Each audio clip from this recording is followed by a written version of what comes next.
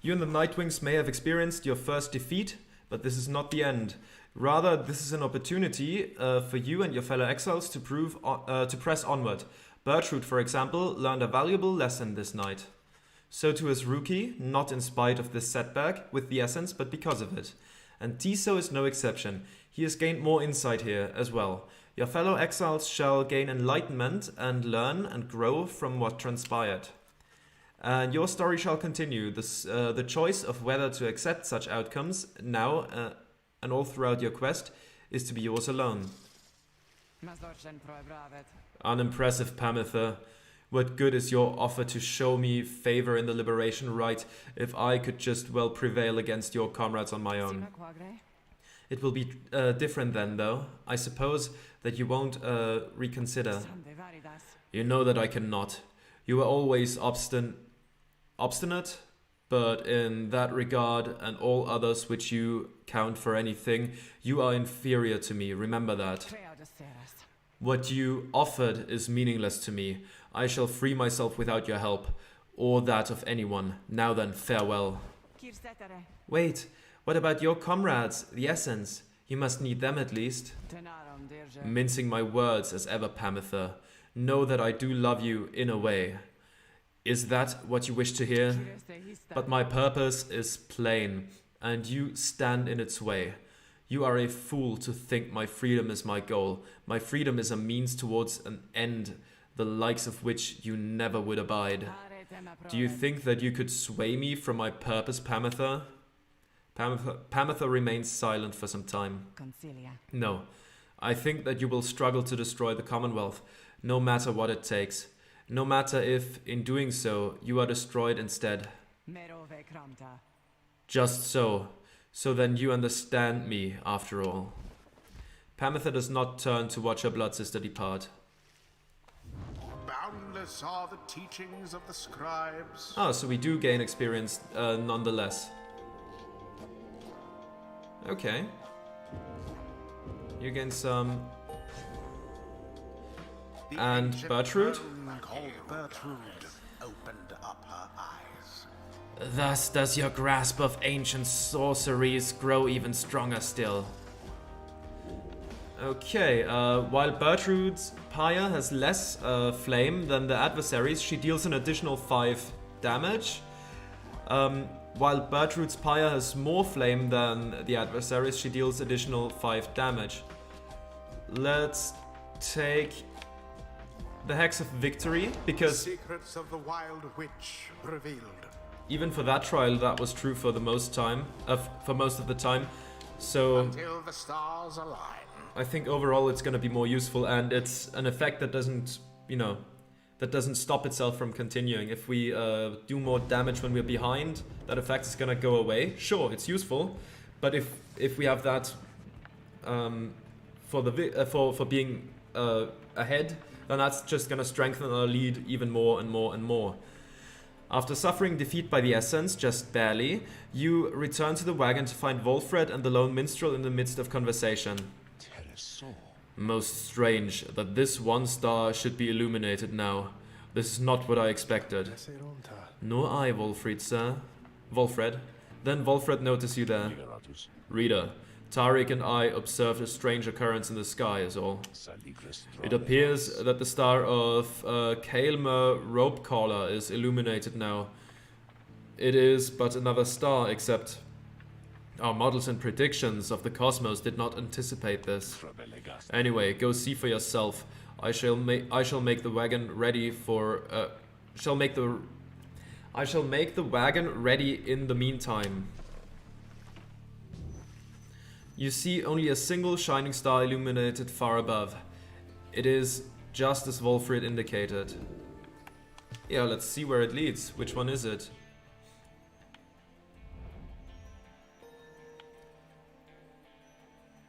It's very close by, and it's against Landell and the Accusers. What does the planner have to say? Okay, Nightwings are 12-1. The Essence is 3-5. Who's got the best ratio right now? The Withdrawn are 9-4, which is pretty good. 7-5, the Chastity. And and the tempers are 7 to 5. Everybody else? Yeah, everybody else has a losing record right now. Worst of all, the accusers who we are going to face now. I think the withdrawn have the they have the best record. The only other ones except for us who are more than double the wins compared to the losses. So yeah, I suppose we are probably gonna face them in the liberation rites again. At least that would make sense. But for now, let's go here.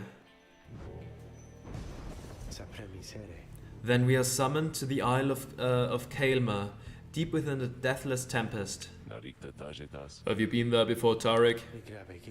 So long ago, I scarce recall the time. Only the scent. It is the place from whence the creatures native to this land sprang forth.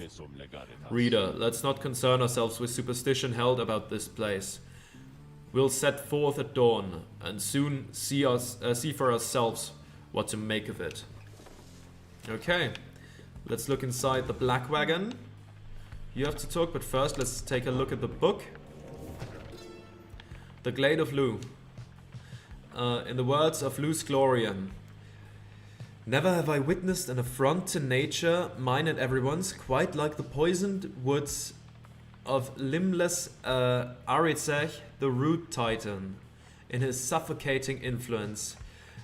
I shall leave it to the boastful Underking to tell you more of Arizech's vanquishing, while I may tell you something of the glade that he protected, which became my own. For my own genealogy now occupies the soil there, and strives forevermore to prevent Arizech from taking root again. The brambles of the glade are constantly encroaching on themselves, then falling once again to dust.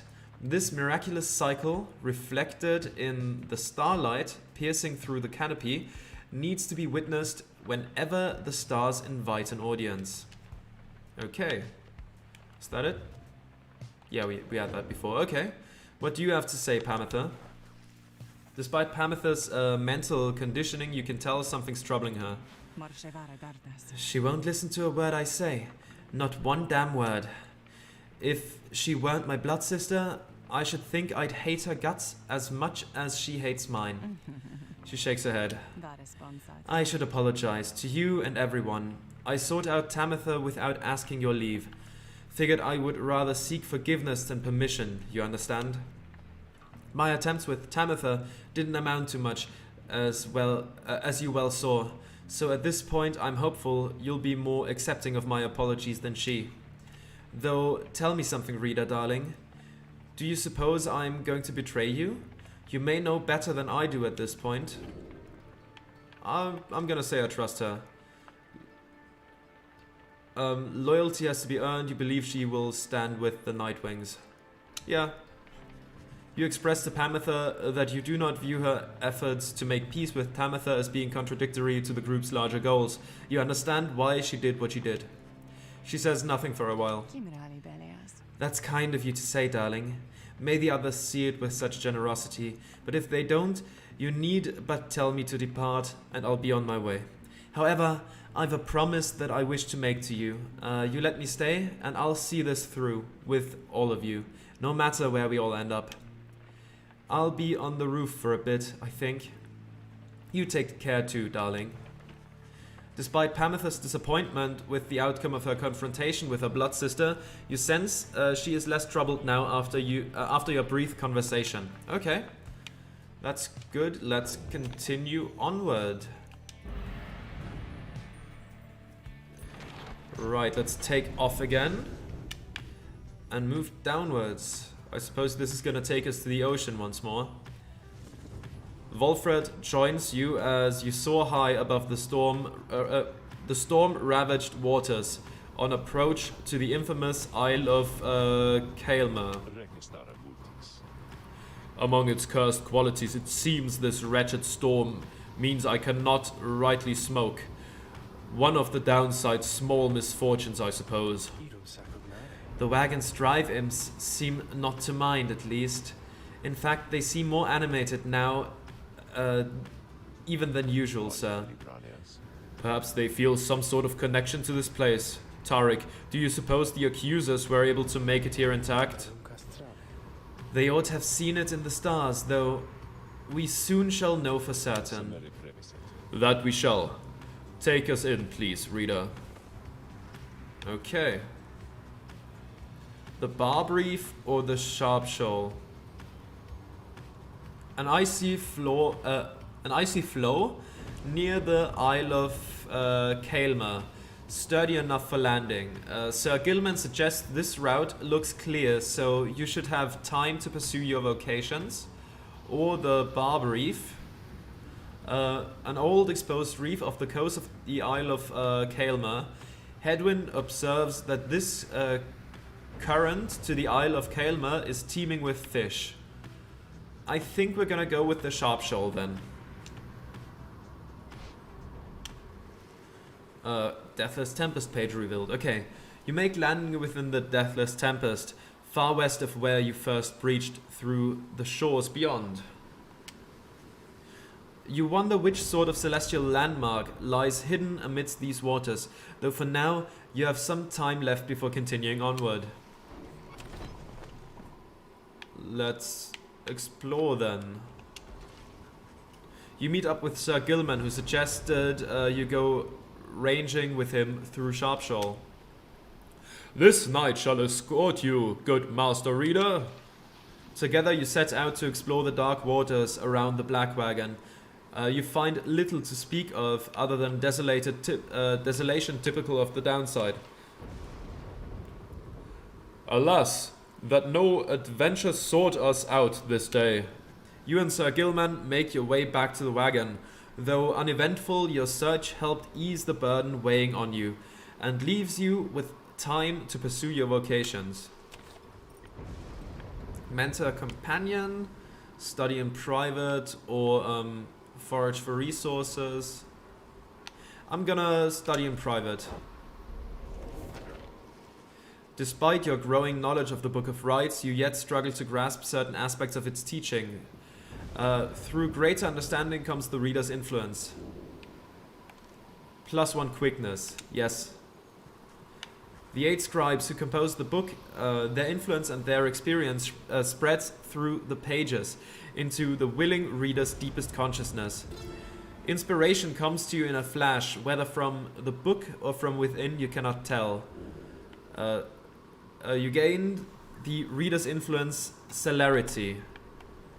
Now we have +2 quickness for all. That's good. I appreciate speed in all this. Someone wants to talk? Sir Gilman. Oh, what's up here? Tiny Tempest. Entertaining, but would unleash calamity if ever it were unbottled. Okay. Yeah, let's keep that closed. What do you have on your mind, Sir Gilman? Sir Gilman is fuming in anger over something. So much so that you are hesitant to approach him. But you approach him anyways. Exile is too light a sentence for this night. He notices you, then seizes up. He begins acting rather nonchalant, as though his outburst did not just transpire. Oh, greetings to you, noble master reader. What brings you to this night this afternoon? Ask him if everything is alright. You maintain a gentle tone with him and ask whether there is something he might wish to discuss. Sir Gilman perhaps could benefit from talking through his woes. He stands there for a time, silent and dejected, but then... Master reader, this knight cannot escape the horrors of his past. It seems that you would hear them. Then you have this knight's apologies ahead of time for burdening you further with his troubles. Having said that, here then are the troubles you requested. Are you, of course, familiar with the siege of the Spiral Sanctum? For this night, the memory of it is like a wound which does not close. Spiral Sanctum, the burnt down remains of the old capital of the Commonwealth. The remains stand as a warning to those who would seek to spread forbidden knowledge. This night stood there on the front lines, whilst the high-wing remnants descended upon us. So furious was their assault that our chain of command was ruptured instantly. We of the Sea Dominion, We require orders to perform our duty. Without such orders, why, we surely made a very easy target there that eve. One by one, then two by two, they picked us off, becoming bolder, some of them shrieking with laughter all the while. This night he saw his comrades cast aside like sea flies. How this night survived he does not know for certain even now. Perhaps it was that he attempted to pursue and to detain his own knight commander, whom you met when you first met this night. That cursed Sir Deluge. If not for his craven cowardice, the spiral sanctum, it might have held at least a while longer. But instead, we were routed, rendered spineless both in form and deed. Sir Deluge was first to turn and flee as our chain of command crumbled. And as for this knight, he failed to catch his knight commander. He must have looked a coward too. Thus came the time for penance. And this knight, why, he insisted on the only course of action reasonable. He insisted on the sentence to the downside. And as you can plainly see, his wish was then fulfilled. How absurd that he should re-encounter his old knight commander here soon after. Thus did this knight become obliged once more to Sir Deluge. We took to the waters in the Sea of Solace, where soon we met the Pyre hearts, a triumvirate exclusive to our kind. It was plain to see that they lacked wherewithal, and Sir Deluge, they thought he could provide it. The leadership they sought, and his was too much of a coward to decline. As for this knight, being of the sea dominion, he had little choice but to comply, or so at first he thought. When he encountered you and the Nightwings, something awakened within him. With so little honor to lose, and so much left to gain, it became eminently clear that this knight stood a better chance within your ranks than those of Sir Deluge.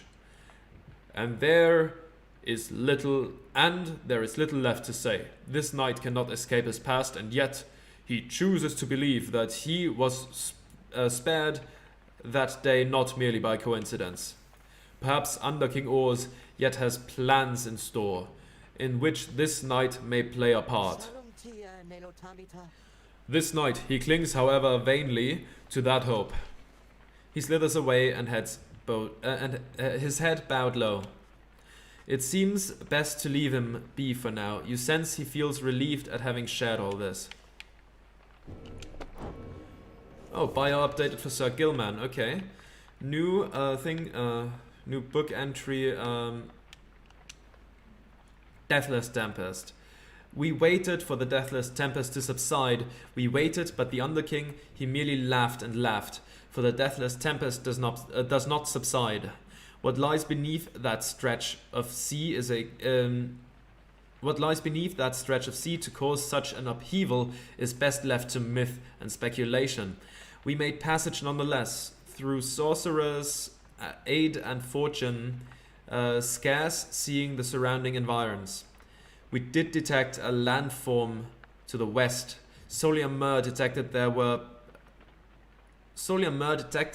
the presence of the treacherous aid who lured him into exile, and then followed him in turn. Mur, in his wisdom, thought it best to be avoided. At last did we arrive on distant land, though seeing them provided little comfort. Alright then. We read that. Very good. Right, outside we step. And we continue our journey. Let's go then to the Isle of Kaelmer. Ooh! A messenger imp with news and rumors from the other side somehow tracks you down in this tumultuous waters of Deathless Tempest. The imp's message pertains to Ray, who you liberated at the fall of Soliam, whose past transgressions have all been forgiven since her return to the Commonwealth. You learn that she was taken in by a well-to-do foster family and was to be given private schooling of the highest order in the Astralis tradition. A theocratic sect believing divine authority rests within the stars. They alone dictate the future. We all return as stars. So much the brighter should we live with glory. Okay. They promised her that in time she might one day have the honor of teaching the children of the Commonwealth herself. However, she soon went her own way, insisting that the 8 scribes themselves were calling her. She started wandering again, all on her own. That is until she located Wolfred's agent. Thus her wandering ceased, and the ranks of the revolution grow stronger. Ray also left a simple message: believe in the scribes. You thank the messenger imp for the report, as your companions gather to discuss. She better be more careful, else they'll throw her right back in here with the rest of us. Tiso misses having Ray around, though is pleased to hear that she is well. Small in stature was the goodly Ray, yet great indeed in spirit. Even now this knight remains in awe of her. That one very powerful indeed, a sorceress of sorts. A certain air about her, most intriguing. You keep on telling those snooty Commonwealth good-for-nothings what's up, Ray. Sounds like she's making a difference out there. I often felt she was the bravest of us all. The news of Ray's liberation fills you and your fellow exiles with newfound resolve. One hope for the next ride. Wish Ray luck. Very good. Always good to have hope. Now let's see.